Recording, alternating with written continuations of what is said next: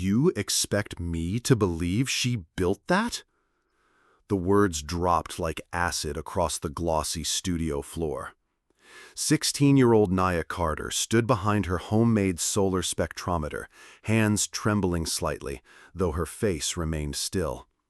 The camera lights burned down from above. She was live on national television. Science Rising Live, a weekly broadcast showcasing outstanding high school science projects, had never seen a moment like this. Miss Brighton, the guest science expert for the day, adjusted her microphone and folded her arms tightly. "That's not a criticism," she added, feigning a smile. "It's just that level of engineering doesn't usually come from students like her." There was a pause, long enough to make the audience shift in their seats, long enough for Nia to feel the sting of 1,000 eyes narrowing in real time. Her fingers clenched the edge of the table. She had been warned this might happen. "She means students from low-income schools," the host stammered, trying to smooth things over. "No," Nia spoke. Her voice wasn't loud, but it silenced the entire room. "She meant students who look like me." There was no applause, no defense, just stillness. Miss Brighton looked taken aback, but doubled down. "All I'm asking is, did you really build it yourself?" Nia inhaled. Not deeply, just enough to steady herself. She had built it. Every solder, every bolt, every line of code. But her work wasn't the point anymore. What she said next made the entire studio go cold. Nia's voice didn't shake. Not anymore. "If I told you I built it, you wouldn't believe me. And if I didn't say anything, you'd say that's guilt." The host blinked. Miss Brighton opened her mouth to retort, but a sharp buzz interrupted them. A red light flashed on the soundboard. The control room was trying to cut to commercial, but they were live. The show couldn't escape this moment. "I just want the truth," Brighton muttered. "No," Nia said, eyes locked. "You want a version of the truth that fits what you already believe." The audience let out a collective breath. Then silence.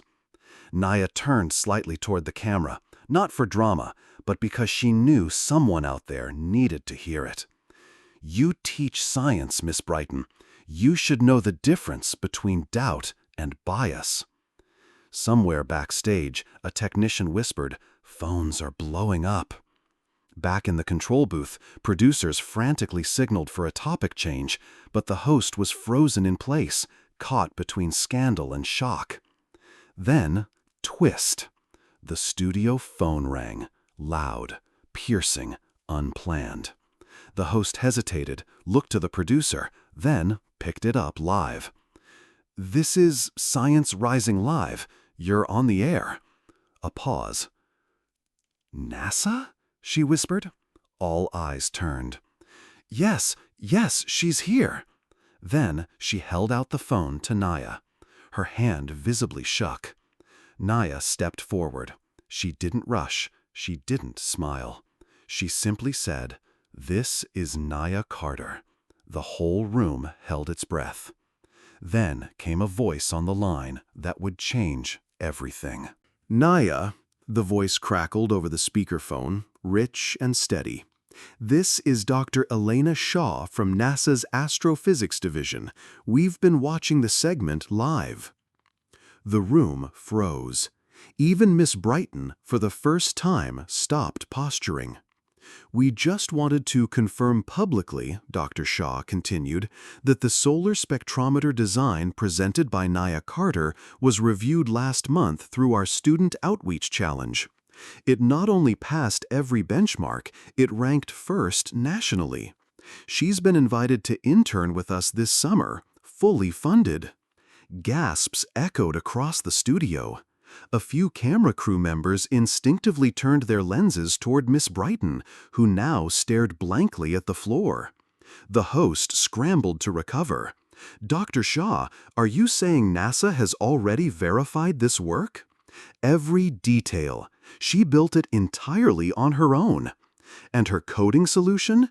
It's something even our senior fellows found elegant. The line clicked. The call had ended. But the silence it left was thunderous. Nia didn't say anything. She didn't need to.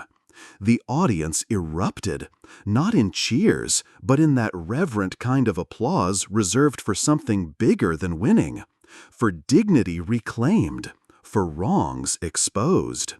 Miss Brighton began to speak, but the host lifted a hand. "I think we've heard enough." Nia gently stepped away from the microphone. Her eyes scanned the room. Faces turned from doubt to awe, from suspicion to silence. And then she whispered, not for drama, but as truth. "You asked if I made it alone. I did. But I never stood alone. The standing ovation didn't come all at once. It built slowly, like a wave. One student, then another, then the parents in the back row, and soon the entire studio. Except Miss Brighton.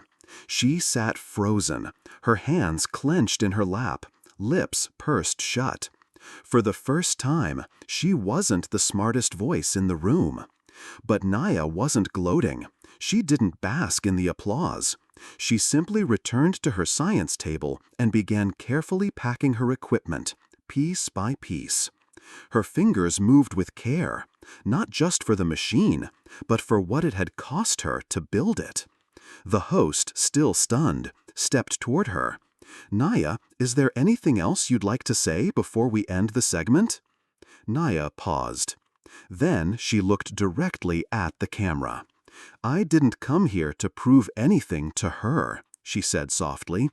"I came to show someone watching that they could do it too."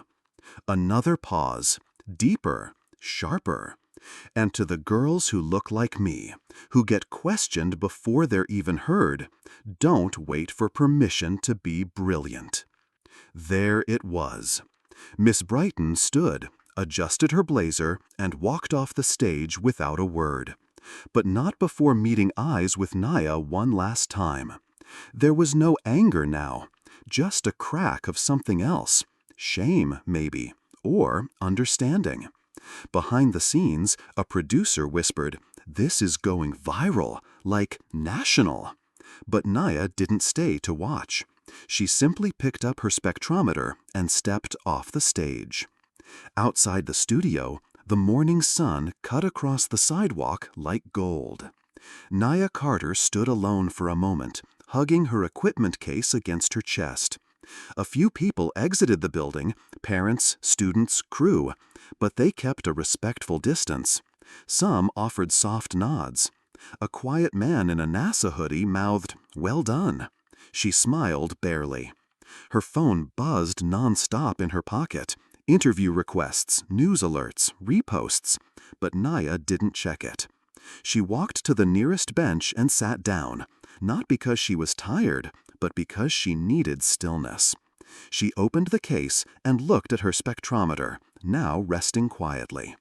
What had once been a messy project on her bedroom floor was now part of something much bigger. Then came the twist no one saw coming.